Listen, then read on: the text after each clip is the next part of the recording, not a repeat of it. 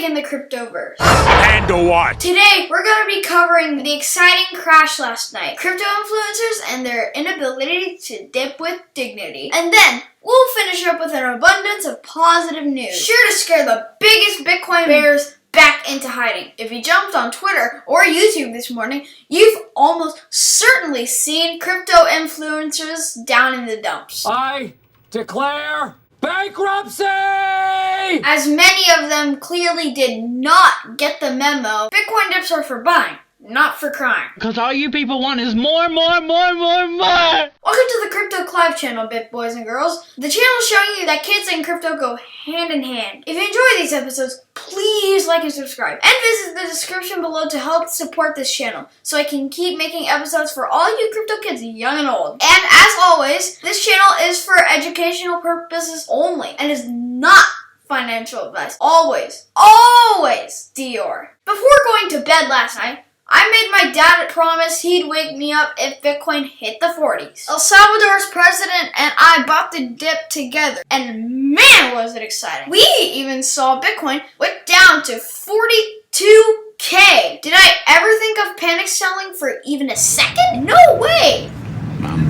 When there's blood in the streets, especially if it's your blood, don't cry about it, be fly about it, and buy the dip. Let me tell you that my Bitcoin blood was all over the streets last night. So I bought that dip, and I am happy to watch Bitcoin consolidate over December and DCA where I can, if that's how it plays out. So why did this happen? A whole bunch of things played a part. COVID had markets bleeding against its new variant, for starters. Crypto, stocks, oil, you name it, they all went down. The SEC keeps talking about new meetings on crypto regulations, and they know that they can dip the market every time they bring up Bitcoin's name. Keep my name out your mouth unless it's something positive. No surprise there. Bitcoin's ETF was denied, and that's only a matter of time until it gets approved. Whales and institutions were doing everything they could to shake out any weak investors. I hope you weren't one of them. Extreme selling pressure of 4,000 Bitcoin being sold pushed the price down quickly, with a 1,500 Bitcoin sale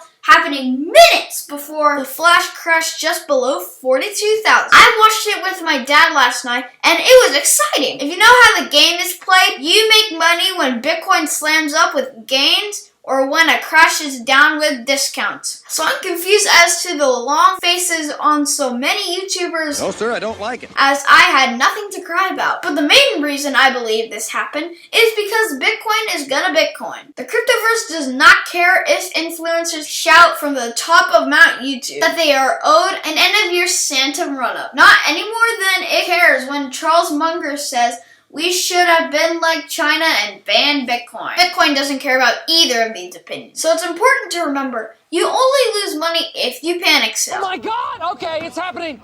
Everybody stay calm. What's the procedure, everyone? Losses aren't real until you bow out. Don't hand your future over to the whales when they're the ones shaking you out of the trees. I'm going to keep reminding you guys to have cash on the side, to buy instead of cry, and to steady the course. I'm 11. My life savings went all in on 60K Bitcoin before the all-time high around 70K. So if I'm not crying, what's your excuse? So continue to learn and internalize the fundamentals of Bitcoin, and none of this will bother you. Now, how did other coins do last night? Well, if you missed the metaverse boom, you could have grabbed Mana for under $3. Sandbox was way down. Crypto.com coin dipped below 50 cents. Matic looked amazing. There are 40% discounts everywhere. I just don't understand how grown-ups can get into crypto without believing in these dips. I don't believe you. They're the rain that brings the rainbow. Super necessary. Super necessary. So next time there's blood on the streets, do not panic, do not sell, sit on your hands if you're fresh out, or dip it and rip it if you got cash on the side. Rip it and rip it, bar and grill. Now, Solana and Ethereum were a couple of my projects that held up really well in this flash crash. So I'm hopeful when the bull swings back, these and a few others like Cosmos that held the line well are going to be making bag holders very happy. And there's so much good news in the cryptoverse that we gotta get right into it. So let's do it. After After banning crypto from advertising on its platform back in January of 2018, Facebook has come to its senses and opened the floodgates for crypto advertisers to unload the truth of crypto to the 2.89 billion users. The Bitcoin bears could very well be forced into a longer hibernation than ever before. Ethereum has continued to show itself as many investors shifted toward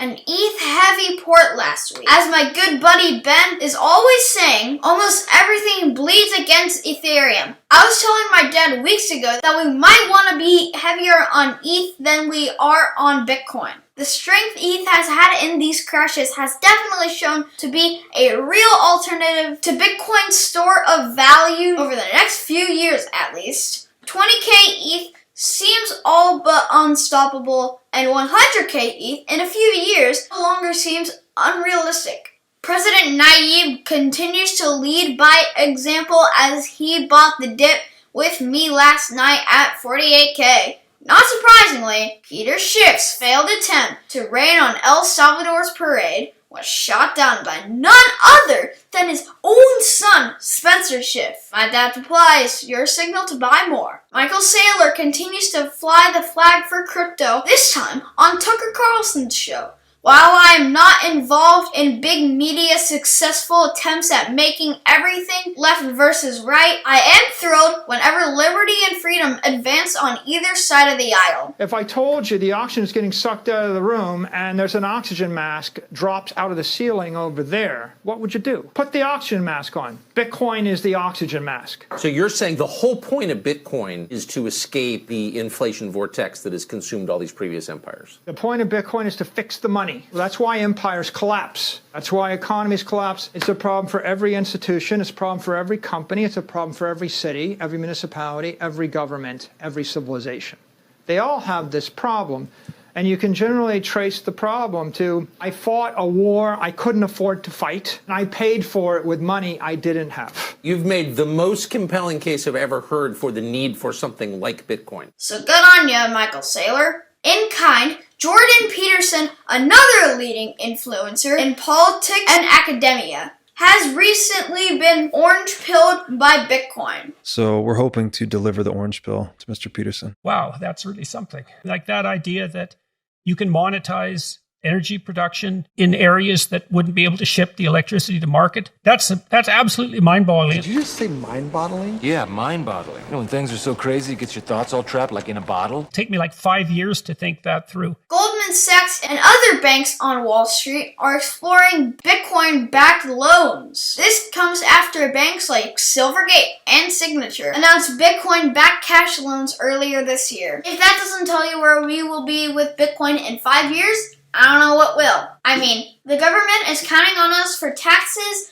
Wall Street is counting on us for loans. If you aren't a Bitcoin believer yet, it looks like it is because these institutions clearly know something that you don't. Recently, a record-breaking $100 million was spent on metaverse real estate in 1 week, while CNN and Fox News pushed the Jack Dorsey resignation from Twitter as a First Amendment matter. The real story is that one of the leading minds in tech is leaving arguably the most influential company on the planet to dive headfirst into crypto. He announced that all of his former companies under the Square banner will be renamed Block, a clear tip of the cap to the blockchain. This coming after Facebook rebranded itself as Meta, tying their future in with the coming metaverse industry. That news, with everything I mentioned above, combines to show us that even if the bears have brought us to their market, their cycle will only last so long and be so strong. The crypto tides are rising and ain't nobody gonna stop it. And that is where we will leave today, Bit Boys and Girls. We will try to get another video out as soon as possible. So, in the meantime, leave a like on this video if you enjoyed, subscribe if you're new to the channel, turn on post notifications so you never miss a video ever again. And if you like what I'm doing, feel free to support the channel in the description below. And I will see you guys next time. Later!